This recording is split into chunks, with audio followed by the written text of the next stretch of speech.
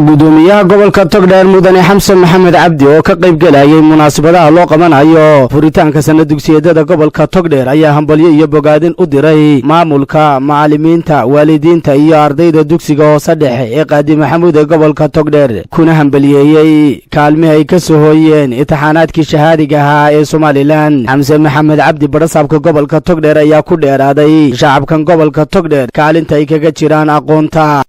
maamulaha iyo macallimiinta iyo guddida iskuulka iyo madax dhaqameedka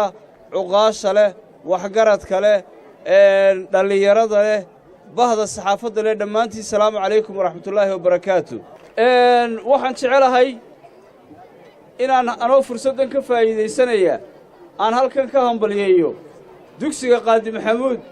oo runtii ay jireen arday ka gashay kaalmo sare sanad dugsiyeedkan ayna noo suurto geli weyday xafladiisii inaanu ka qayb galno sababtoo ahayd waqtigan la siiyay oo la yidhi waxay noqon doontaa khamiista in xafladda la qabto iyo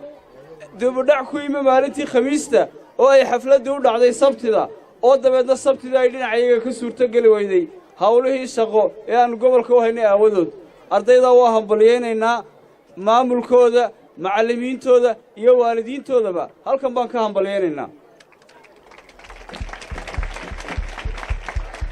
waxaan halkan ka hambalyeynaynaa maamulka iyo macallimiinta waalidiinta guddida iyo ardayda dhammaan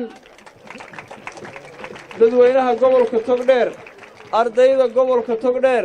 ee sanad dugsiyeedka sanadkan 2019 waxaan kula dardaarmayaa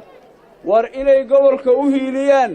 inay soo celiyaan kaalmihii gobolka uu kaga jiray waxbarashada